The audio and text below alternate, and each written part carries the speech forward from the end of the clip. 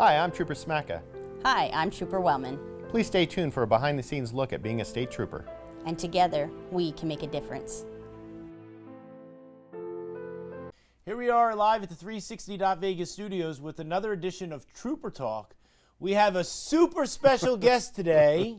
Sergeant Smacka is here. Sergeant Smacka, let's start off at the beginning. We had Sergeant Barachek Yes. come in, and he started doing a little bit of the interviewing and stuff like this. Yes. And then you came as the PIO, and then we really started doing the Trooper Talk. Yes, we really took off. I guess my partner at the time, Trooper Barachek, was able to promote ahead of me, and I had to move up into the number one spot for the PIOs, and that's when I really thought, we really gelled and started doing a lot of these shows together, and it became a passion project for myself. I know it is for you, but it's something I'm very proud of, is everything we've built, and I love what Trooper Wellman has done since I've promoted. I think she's I couldn't have found a better replacement for myself. I think she's really knocking it out of the park. And our number one fan is your mom. Of course. Right? She always is watching the Trooper Talk. Yeah, right? she's on withdrawals now. She doesn't get to see me on TV anymore. And so what I would like to talk about, because we do talk about it all the time on Trooper Talk. I had the opportunity to come, and I was really honored when you asked me to come and film for when you got promoted. Yes. So talk to us a little bit about that, because we just, are trying to get more people to want to join. Mm-hmm. And so something that we talked about always is the mentorship, and how everybody was there, and how everybody talked and said, we're here for you. Your wife was there. You know what I mean? Mm-hmm. All these things. Talk to us a little bit about that. Yes, and the camaraderie and mentorship is a big part of this career field. It's what really gives you your strength and makes you able to overcome a lot of the tough things you have to deal with and horrible things you have to see. As it's hard to get around it. I mean, we're in the business where we don't get to always see people when they're having their best day. Usually, if you're interacting with law enforcement, you're having a rough day. People don't call law enforcement when they're happy. They're calling law enforcement when they've got trouble. Mm-hmm. And because of that, you see a lot of negativity. And so it's hard, too, for people who aren't around law enforcement a lot, or who work in law enforcement, to even understand what that's like. So it's important to be able to lean on each other and have that network of support. And I was so happy that you were able to join me for my promotion ceremony and kind of see behind the scenes a little bit of that, and how you really try to prop each other up. And that's why I'm super excited to have this opportunity to promote. Because now I'm able to be a part of that. And I'm now working urban traffic operations on Las Vegas Graveyard, which means I work 10 p.m. to 8 a.m. here in Las Vegas. And the overnight hours were most people are sleeping now. Las Vegas is a party destination. Not everyone's sleeping, Right. And I can attest to that. We have a lot of excitement on the hours I work. So there's a whole lot of people who I wish were sleeping, but unfortunately they decide to do other things, and many of them have to take a trip to jail and visit beautiful downtown Clark County Detention Center. Right. But I'm really proud of the work we do, and I like having the opportunity I've got a young squad of very eager and new troopers, and it's given me the opportunity to give them all the resources that I can come up with to give them the education, the training, and the ability to be the best they can. And now I also have to set a lot of expectations for these young troopers. I want them to be stern when it comes time to dealing with people who are suspects and criminals, but at the same time, you got to have empathy for victims and the general public, because we're here to serve this wonderful community.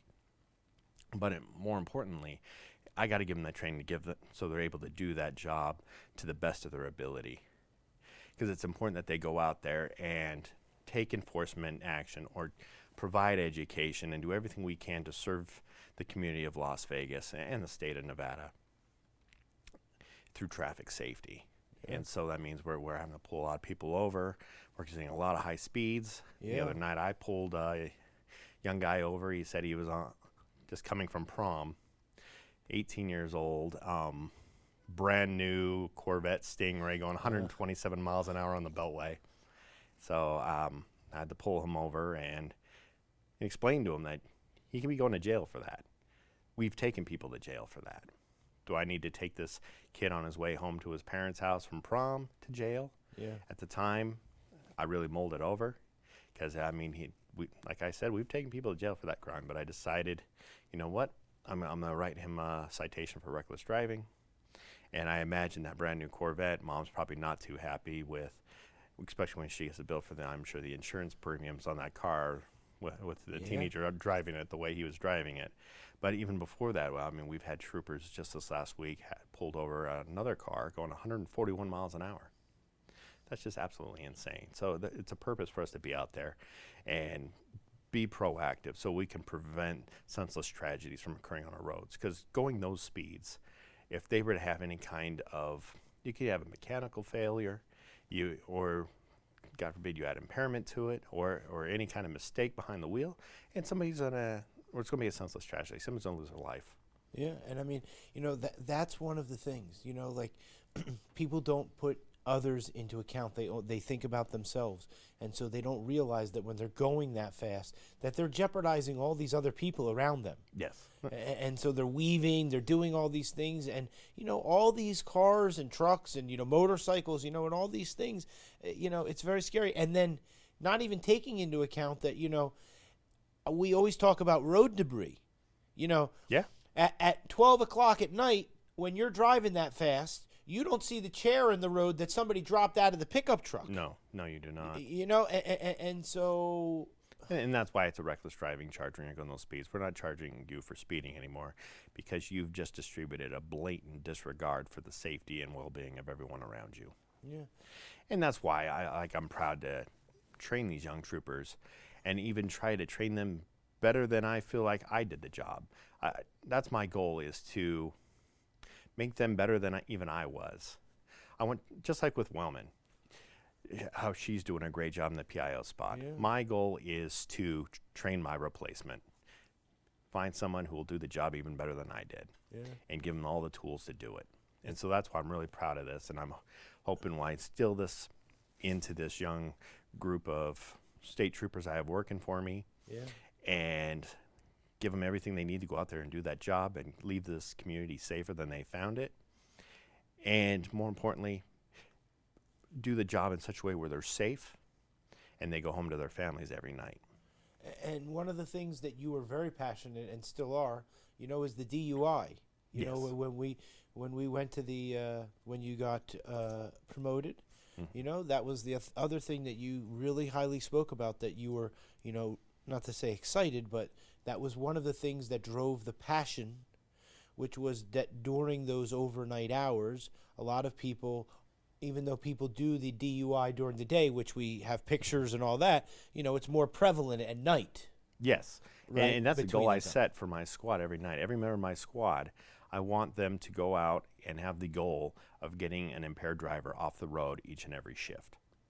Yeah, I mean, Their goal should be to take someone to jail. Now, that sounds negative, but I guarantee you taking someone to jail is a much better outcome than taking someone to UMC trauma or taking someone to the medical examiner's office.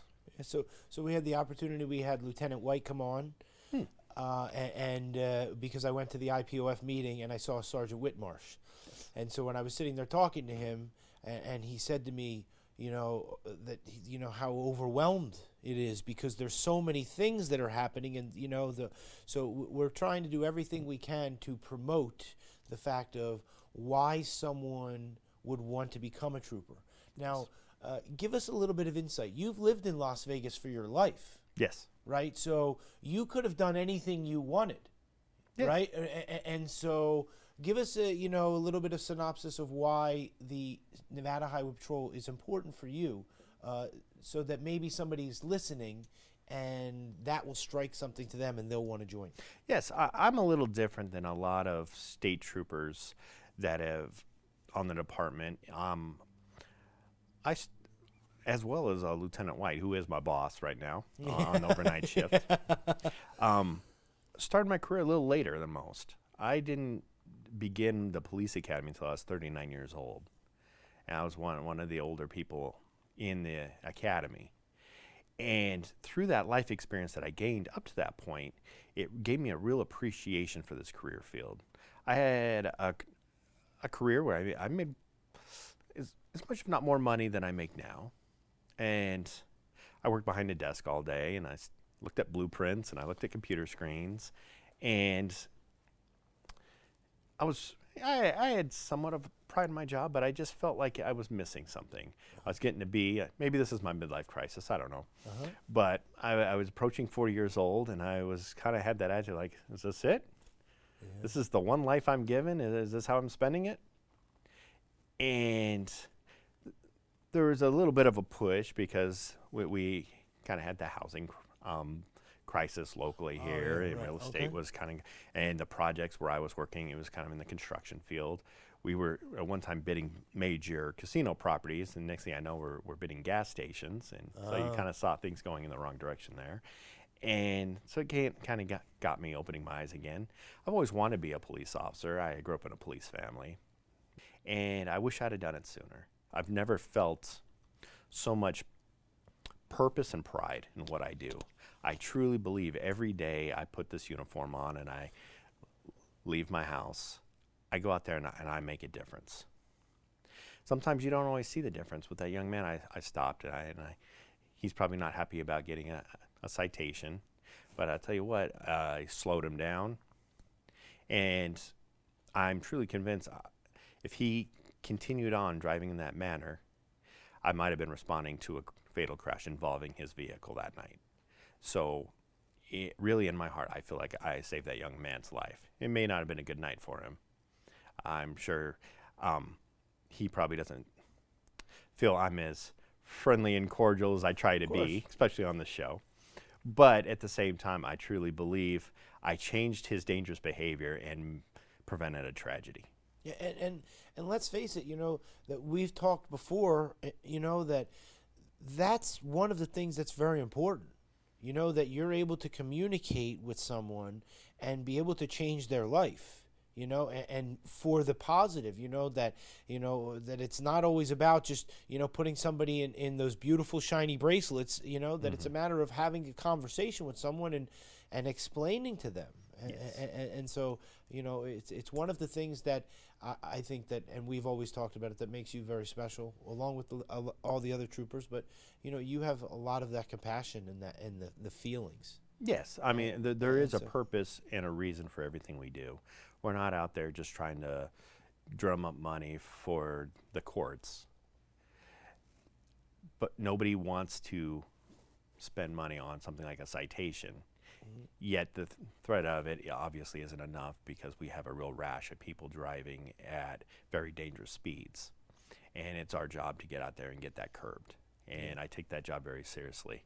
And so, like I said, each and every night, I'm out there right alongside all the troopers on my squad. And we're working together, and we're trying to get those speeds down, and we're trying to find impaired drivers and get them off the road.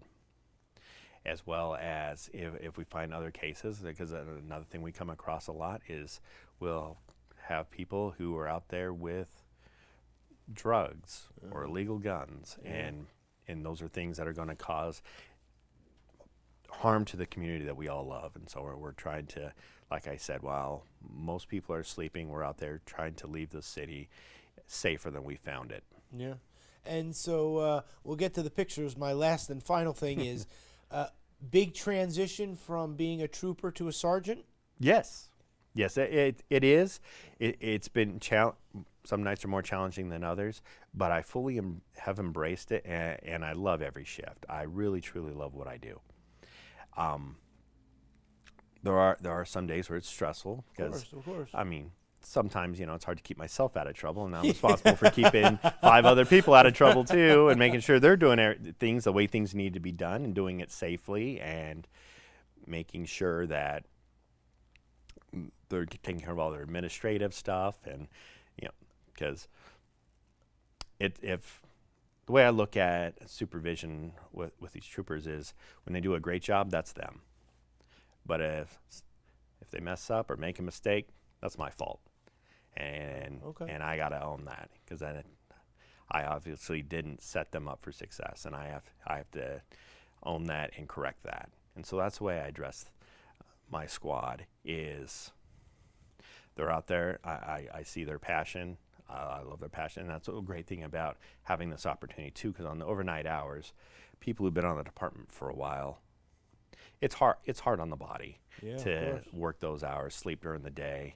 It's not easy, and so everyone has to pretty much do their time when you don't have the seniority to bid more desirable shifts or days off. Sure. You're working overnight, urban not the graveyard greatest shift. with Sergeant Smacka. And but at the same time, these young guys they're new to the career. They have a passion, and they're out there and they're hungry, and I love it, and I want to promote that, and I'll be there to support them, guide them, coach them, and we're going to do some good things, and we're going to save some lives, and I'm excited about that. Yeah, it's great. Well, let me tell you, we're so excited that you're here.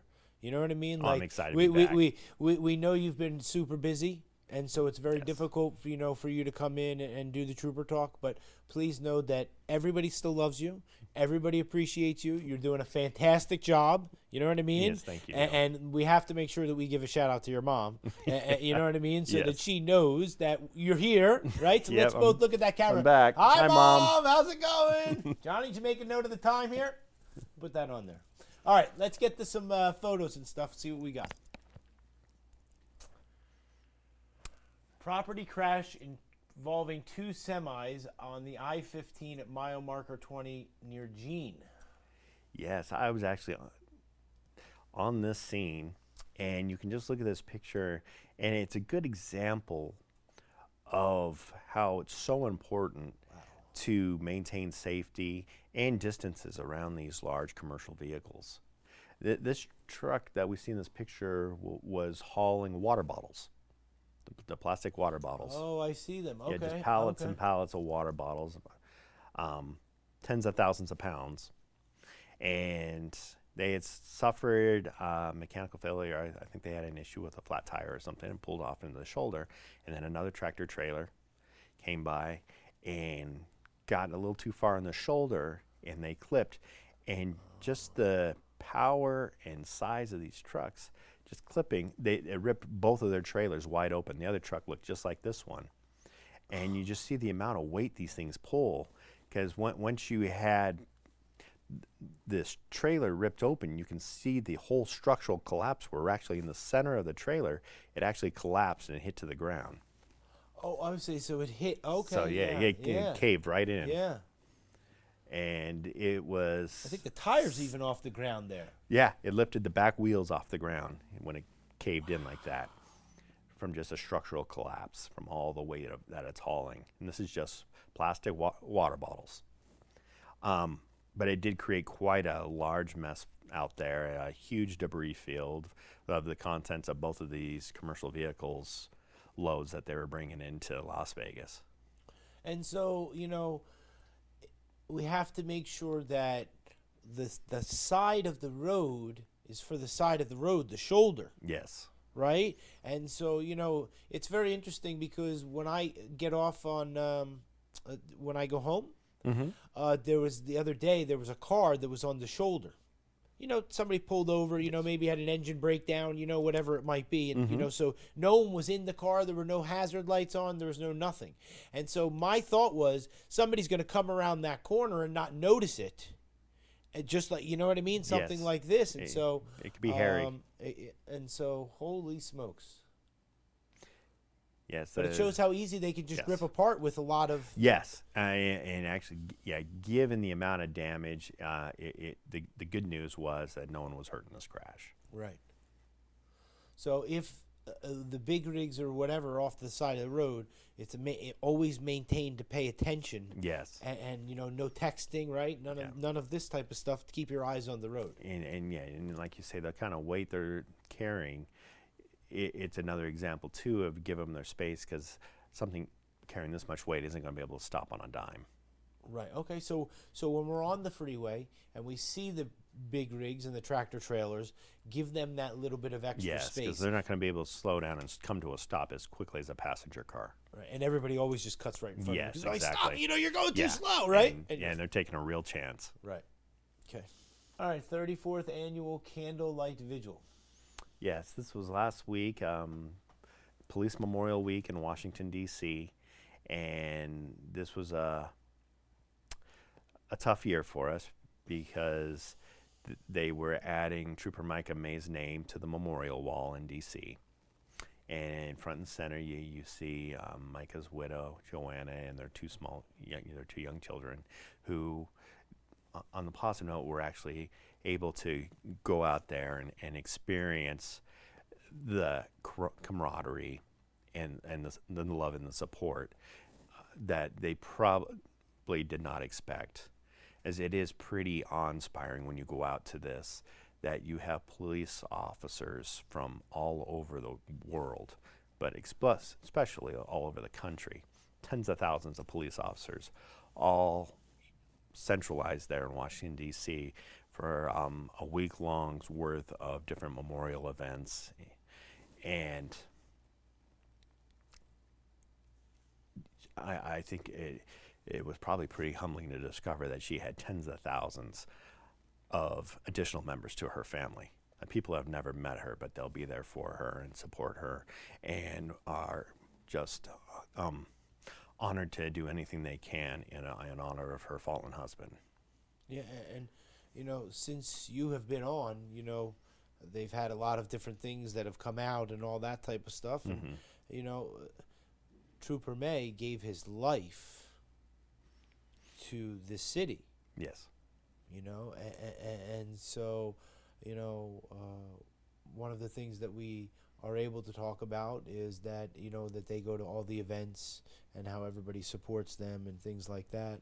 And it's a very humbling picture, to know that they're going to grow up, like we always talk about on the Trooper Talk, that somebody's not coming home to dinner. Yes, and it's a very real statement. On a positive note, during this week, though, they also give out national awards to heroic police efforts. And I have to recognize the 3 Las Vegas Metropolitan Police Department officers who actually received Top Cop awards while they were in Washington, D.C. last week. Yes. One of them was a K-9 officer who was assisting the troopers on the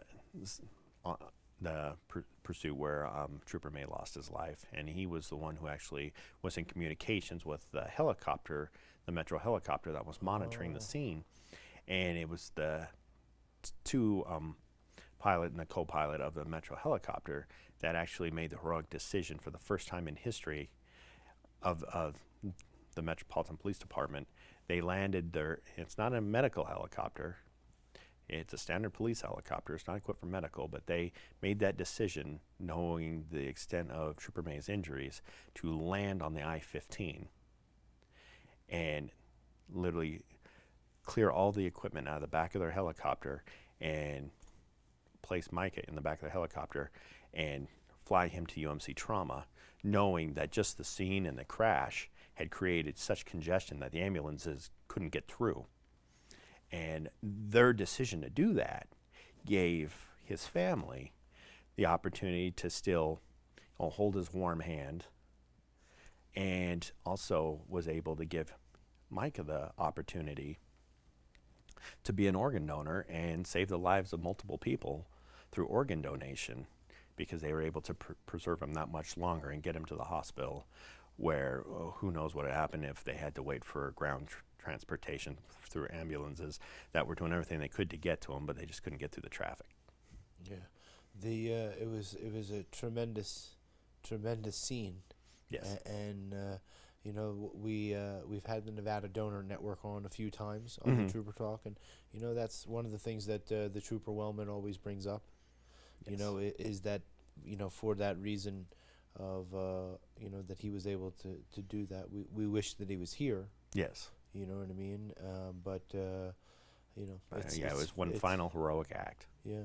So we wish them a lot of love, and and it's wonderful to see everybody still there for them, and everybody will be absolutely. there for them. Yep. And then this photo was from the week prior to DC. This is the State Law Enforcement Memorial. This Okay. is where all the police departments within the state of Nevada will all go to Carson City to the police memorial and have a ceremony honoring all the police officers that died the previous year in the state of Nevada. And so, unfortunately, that also meant that we had to add Trooper Micah May's name to this memorial as well. And just like DC, you see Joanna's widow and their young children on hand to be honored as well. And so we know you're an emotional guy. Yes. You know what I mean, and like we know that this really like hits you right at home. Mm-hmm. And so I'd say more so now because I feel responsible for the safety of the people that I'm supervising. And it's okay. probably the most important aspect of my job is to equip them with the knowledge, training, and tools to make sure that they go home safely to their families. like I it's- couldn't imagine having this happen to someone on my watch. Yeah. It just to be able, yeah, okay. And so that's one of the things that we always talk about is never, put somebody into that position where somebody has to make that choice, and so, It's a dangerous job, and you can't prevent that from happening. I'm not taking anything away from anyone on that scene. Micah made the best decision he could at the time. He was Yeah. trying to stop the bad guy, and things went tragically wrong. yeah. But that's what we're paid to do. But if there's any way I can prevent losing any more of my brothers and sisters with the Nevada State Police, I'll do everything in my power to prevent that from happening, including taking their place. I would rather lose my life and not go home to my family than have to stomach losing somebody I'm responsible for. Well, we don't want anyone to have that, and we again say that everybody loves you, and so that it's very important that we want to have everybody go home, Yes. to their families and stuff, and so slow down, don't drink and drive, all those things, and it's horrible, and so we're just again glad that that she's not alone. No, she is not. You know what I mean? And so this is leading up to the memorial in Carson City. Okay. They have a ceremony here in Las Vegas at the Police Memorial Park. And you'll see this baton here. And the baton contains the names of all the law enforcement officers who lost their lives in the previous year. And it's actually a relay run where every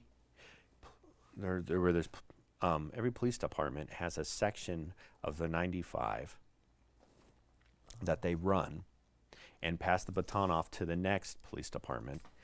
And there's so many police officers involved in this that they actually pass this baton all the way from Las Vegas up to Carson City.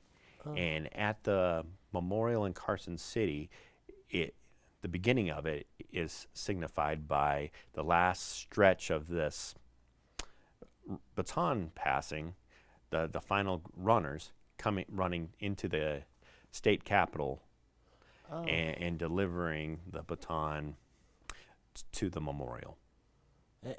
And so unfortunately, we talk about Trooper May, and we, Sergeant Ben Jenkins, he lost his life as well for Yes. just doing something that, Yes, I not- mean, yeah. you know what I mean, just yeah, helping somebody, you know what I They mean? were both murdered. They were Yep. both murdered, Driver arrested after 5-vehicle crash that killed 2 passengers on the I-15.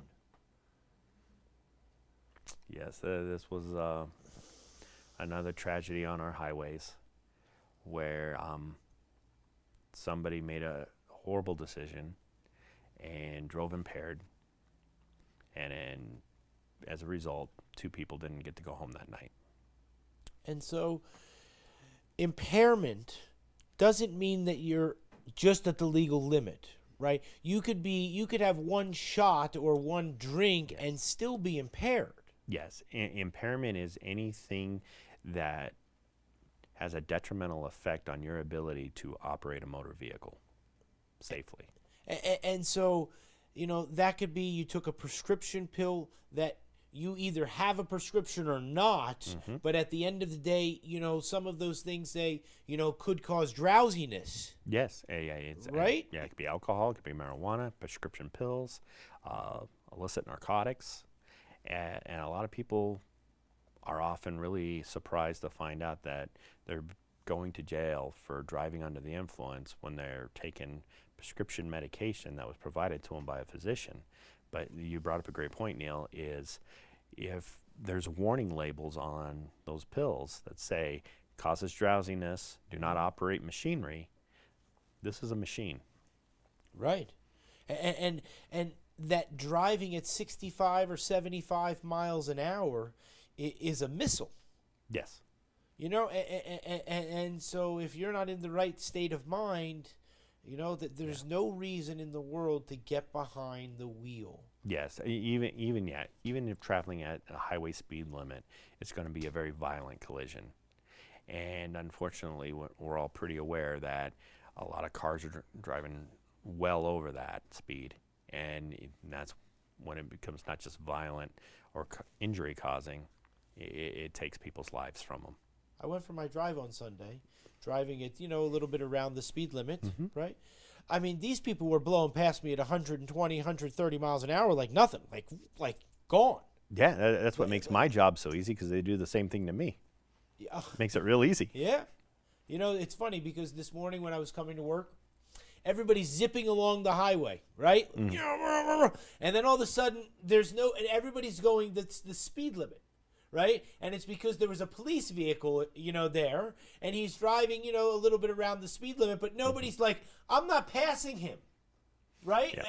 And so, thank goodness he was on the road, or these people, Yeah. Well, there's a few that do like that. I will attest. There's a few out there that do take that chance and pass, and they get to meet me. Yeah, it just doesn't, you know what I mean? Like, slow down. It's because that's a big part of being out on patrol on the highways is we're driving at a very specific speed as to not create more congestion, but also to prevent people from driving at dangerous speeds. Yeah. And when you have these people where they're in such a rush that they decide to even blow past a marked patrol car, I'm the pace car. Yeah. Can't pass me. Yeah, exactly. I'm there for a purpose. I'm doing something for a purpose. And at that point, when we have to have a talk. Right. Like you know what I mean? Like, are you crazy? You know what I'm saying? I'm in a, like you said, I'm in a marked patrol car. Yeah, I'm in a mobile billboard. Right. I'm easy to spot. Right. All right. The hope for prisoners. My name is Jack Battle.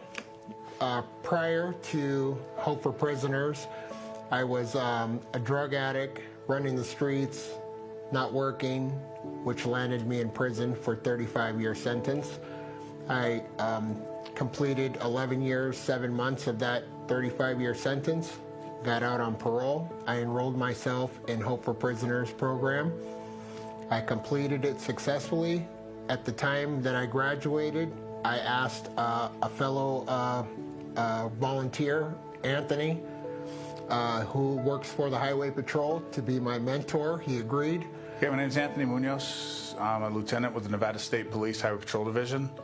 I got involved with the HOPE program about a year ago. I came into a workshop, and it was life-changing, that first workshop. When you see justice-involved individuals just out of prison, we come marching in as law enforcement, and there's probably 15 to 20 of us, and you have the hopefuls sitting in their chairs, and the shoulders are up, their arms are crossed, legs are crossed, and you can feel the tension in the room. But the object of the workshop is to get rid of this badge gun and just see us as human beings for who we are. So I went to a couple workshops, and they started talking about there was a mentorship class coming up, and I really wanted to get involved. I wanted to have a bigger footprint with the HOPE program, not only for myself, but for our Nevada State Police. So I went through the workshop program, I went through the mentor program, became a mentor, and right when I finished the class, there was a workshop the following week. So I show up for the workshop, and I look forward to this more than anything every month, the workshops. That's one thing on my schedule that I do not miss. No matter what's going on, I'm there. So I come strolling in to the HOPE building, and I see a gentleman named Jack sitting in a chair outside the office, and he's so excited. He's got a huge smile on his face. He says, "Hey, I'm signing up to go through this program. I'm starting next month. I'm going to be successful." You hear that a lot. But something, when I talked to Jack that day, we connected. And we kind of was like, "All right, I'll be here for your workshop. I hope to see you." Went in, we did our thing, came back the following month, and who's sitting in the seat? My man, Jack. So when I saw, I shared my story with him. We talked after, and he asked if I'd be his mentor, and it was a no-brainer. So the relationship that we have formed, it's a brotherhood. I don't look at him as a mentee. That's my brother over there. Whatever he needs, I will drop what I'm doing to be there for him, because I know he would do the same for me. Our relationship is really close. It's like a brother to me. He's like a best friend. Anytime that I've needed some advice, he's done his very best to give me the very best advice that he could give me. And so far, I'm working full-time, 2 jobs. I live in a beautiful home. I have several vehicles. I have not been in any trouble since I've been released from prison in 9 months. And this mentor program is 100% all the credit goes to this mentor, Anthony, because he's done amazing things for me, even if it's from a small to something very large. And believe me when I tell you, I come with a lot of questions for him, and he's always been caring, loving, patient, and kind to me. And that's one thing that after this is all said and done, I would like to have this guy as my mentor for the rest of my life. We tragically lost a trooper about 9 months ago, and Jack sent me a picture with a thin blue line mask on and says, "I support you, brother." I mean, I teared up when I saw that picture, because you have a justice-involved individual who, I don't know, probably didn't grow up thinking much of cops, but he's got my back now because I have his back. And we put the badge and gun aside. So if we're asking the hopefuls to look past the badge and the gun, as law enforcement, we have to do the same. I don't even know Jack's past. I don't know what he went to prison for, nor do I care. What I care about is Jack is an amazing human being, and I'm so proud to be a part of his journey. We're going to get to Lieutenant Munoz Yes. to come back on, because he was on here and he talked about the prisoners Yes. that he does, Yes. and that he really has the heart. I mean, not that we all shouldn't, but Yeah, no, that he's a he very really, passionate like, man, and he's doing great things with this organization. And I know they've recognized him as being Like mentor of a the mentor year. of the year. Yeah, I mean, it's quite an honor, because they have a lot of great people who are selflessly trying to help these people reintegrate into society and have fulfilling lives, and kind of leave the past in the past and move forward and do good things. And Lieutenant Munoz is a big part of that. He has a huge heart, and he's very passionate about this program. It's all very genuine with him. Yeah. He truly cares about each and every one of these people, and wanting them to turn their lives around and make the most with the time they have left on this planet. And let's come back to something you said in the beginning, that when somebody meets law enforcement, it's maybe the worst time that they're having, Oh yes. right? And so let's face it, we're not perfect. People make mistakes. No, we all make mistakes. And so to be able to, that was one of the things that I thought was so special. Yes, and that's the important thing too with this program too. It's giving somebody who's made some mistakes a chance to turn their life around and have a chance at being a positive part of the community. and Lieutenant Munoz has brought me in on this program, and it's an amazing program. But you can sense it when there's a part of the program where all the participants who've recently been incarcerated are in this room, and they bring out all the police officers that come out and kind of speak with them and mentor them a little bit. You can feel a tension in the air because these are people that have never had a positive experience with law enforcement. And a lot of them, they've always viewed law enforcement as the enemy. And so that's a real cool part of this program is it gives you a chance to present yourself to them as more than just a uniform or authoritative figure. You can project yourself as another human being, as a neighbor, as a friend, as somebody who's made mistakes yourself, somebody who has a heart and realizes that people make mistakes, but if they're willing to turn things around and have a desire to do so, we're there to help them.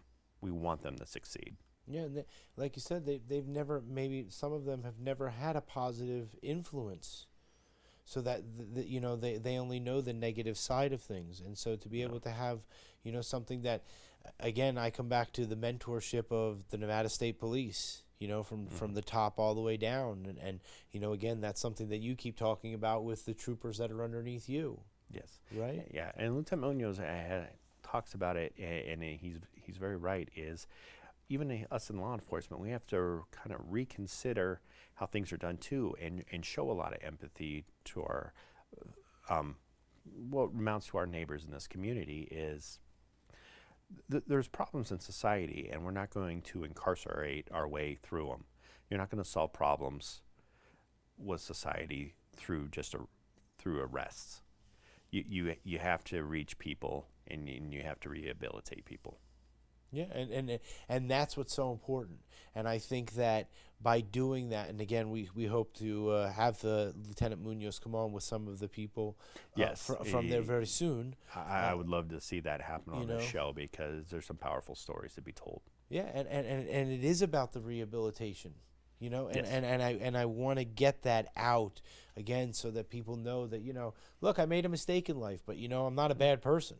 In a lot of ways, it's the same thing I talked about when I got into law enforcement, where I was kind of looking at my life like, am I wasting the opportunities given to me by this?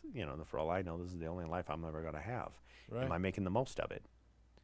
It's no different than these people, where they've made some horrible mistakes. They've had to go away and take a percentage of their lifetime Right. being incarcerated behind bars. And if they come out with a passion to want to be a positive part of society, why would you not want to help them? Yeah, 100%. If they have heart and they want to contribute, I think it's more powerful. There's nothing more powerful than the heart of a volunteer. Yes. Or somebody that wants to do that. Yeah, they're genuine. Yeah, 100%. All right. This I saw the other day. Yes. So normally the arrow is always in the up position. Last year it definitely was. And so impairment and speeding is always there. Yes. Yeah, it's great news that the numbers are down, but it's also tragic news that there's 99 people that didn't get to go home to their families. And that's something that we shouldn't. We're moving in the right direction, but still, that's 99 lives too many. And so when we talk about that, that's something where if someone just takes the time, make a phone call to a friend, call an Uber, call a taxi, call this, then this number dramatically goes down. Yes, and I see it every night. Every night, we're having to take someone to jail for driving while impaired. Every night, there's people making the wrong decision. And no matter how often we come on this show and we try to implore people to do the right thing, I don't understand it, but every night we'll have people making these errors. And then there's a few that get away with it, but there's a few that meet us and they end up taking a ride to the jail. But those two solutions both are much more preferred than the worst possible outcome. Right, which is death. And to get arrested for the DUI, besides having the inconvenience of having to go to the jail and probably do all this fingerprint craziness, and all that stuff you see, it's not cheap. No. lawyers and this and that and courts and you know what I mean, and you lose your license, right? Yes. Yeah. You have to go to a hearing with the DMV, and they're going to decide if they're going to take your license from you. But yeah, just going through the process of being arrested for a DUI and going to court and everything, by the time it's all said and done, on average, it's going to cost you about $10,000 per DUI. In just fees and fines and what have you. And if you lose your license, you're not driving. Yes. Right, so which means you're now confined to the Uber and all these type of things, right? Yeah, that decision will be made for you at that point. Right. And then if you're have a DUI and they revoke your license, there's a period of time that they're going to set that your license is revoked. And if you're caught driving in that revocation period, that's an automatic trip to jail, no questions asked. If you're driving a motor vehicle with a revoked license for DUI, you're going straight to jail. Then you got to go back before the judge, who now take into account now you've had a DUI and now you've pretty much disregarded the court order, the DMV's order. So at that time, I think penalties will get pretty harsh. Yeah, it's not even that you're drunk on the second time. Or under DUI. No, if your license revoked for DUI and you're driving, you're going to jail. Right, because you're driving, you have the license plate. They go, oh, okay, you're not supposed to be driving right now. Yes. Oh, okay. So obey the law. You know what I'm saying? Holy smokes, I never even thought of that. Fit for Mom Las Vegas. Yeah, this is just another example of Trooper Wellman out in the community just doing an outstanding job and really promoting positive aspects of our community and working with our partner agencies. I can see in this photo she's out there with AMR Ambulance, Las Vegas Metropolitan Police Department, the Clark County School District Police Department, and I know there's other police departments involved too, and they're just out there doing outstanding work and really going out there and just making a stronger partnership with the community. Just really embracing this wonderful community we live in and showing that we live here and we care about this community and we're your neighbors. Yeah, we love Trooper Wellman. We're always talking about you. Always saying how we appreciate you, and she always is talking about how she appreciated you and how you help her, and you know what I mean, and all that type of stuff. And it's something that again I come back to, that people can feel through the television. Yes. And so it's something that when we talk, that it's very special. And the feelings likewise. I couldn't think of a better person on this planet to take everything that I'm proud of accomplishing while I was a public information officer and taking it to the next level. Yeah, no, it's fantastic. Keep trash off our roadways. So I see all the time pickup trucks with ladders and people doing work, ladders and paint cans and this and that, and very, very rarely that stuff is ever coming out of the back of their truck. I think that they're sort of very respectful of making sure that their stuff is inside of the back of their, you know what I'm saying? But sometimes, you see like a metal chair or something Yeah, it still happens all too frequently. And like you mentioned, construction vehicles, a large ladder, that's a pretty common thing for us to have to remove from the roadway. And a large ladder will do a lot of damage and possibly harm somebody in the roadway. Not to mention, it puts the state troopers in harm's way too, because now you're out having to pull up to whatever this large object is with cars zipping by you, jumping out of your car, running on the highway to remove this large object and get it out of there before someone hits it. But in the meantime, hoping that somebody doesn't come by and hit you while you're trying to remove this hazard. It's actually it can be a pretty alarming out there sometimes, because people aren't always aware of why you're stopped and what you're doing, even though you have all your lights on and everything. I've experienced myself where I'm out there trying to pull a large Like just last night, I had to remove a large piece of plywood that was stuck in the middle of the travel lanes. That must have fell out of the back of a construction truck. Yeah. And even though my emergency, it's right in the center travel lane, and I have all my emergency lights on, but I am working at night. And on the lane on each side of me, people slow down momentarily and then just take off again, not realizing that I'm out there in front of my vehicle trying to drag this thing out of the road. Right. And I see a lot of like bags and stuff like this. And those type of things really scare me because I'm always afraid that they're going to just land right on the windshield. Yes. And that could be very dangerous too. And if you think about it, especially if people moving and piling stuff in the back of pickups like furniture and heavy stuff, depending on who's behind you, it could do a lot of damage to a car, but it could be deadly to a motorcycle. Yeah. So if we see, not a plastic bag, but if we see larger debris items, we call the Star NHP? Yes. If you see anything that looks like it's going to be a hazard or going to damage someone's vehicle, absolutely call in so we can get out there and remove it before someone's harmed. And we don't get in trouble if we call Star NHP from the cell phone law because it's for something that's very Yes, important. whenever you're reporting an emergency or talking to police, you are exempt from the cell phone laws. You're not going to receive a citation if you're on the phone with law enforcement. Okay.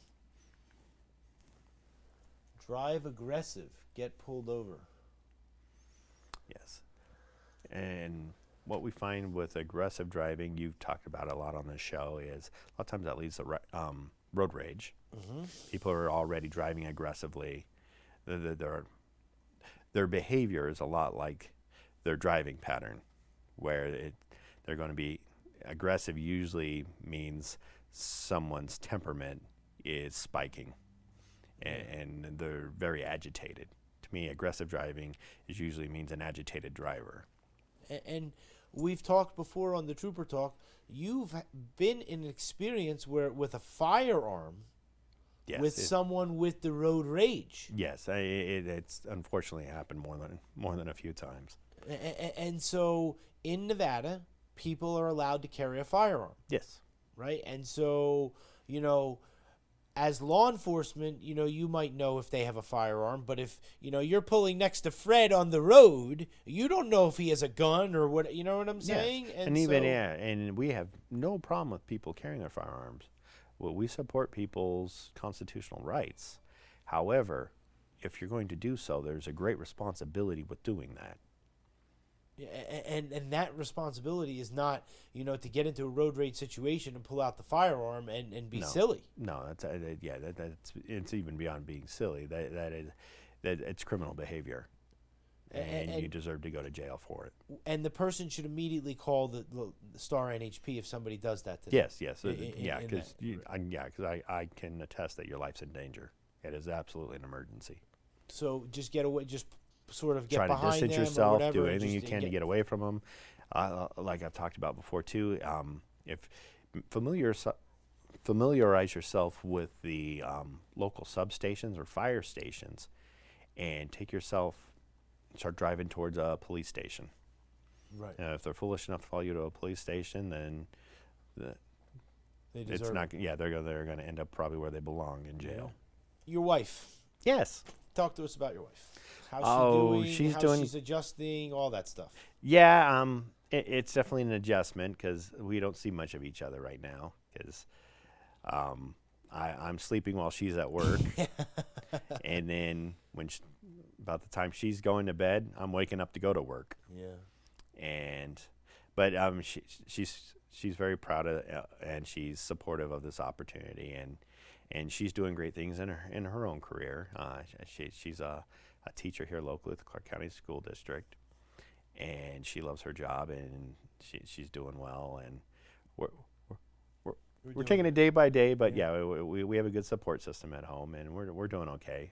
Eventually, I'll build up enough seniority where I'll have the good days off like teachers, have weekends off again. I don't know what that's like, but And she was able to do the pinning, yes. right? And so that was very, very special. Yes, that was a nice, memorable moment. Yeah. So thank you very much for coming in. Oh, thanks for having me again, again, I come back to the fact that we appreciate of what we started together.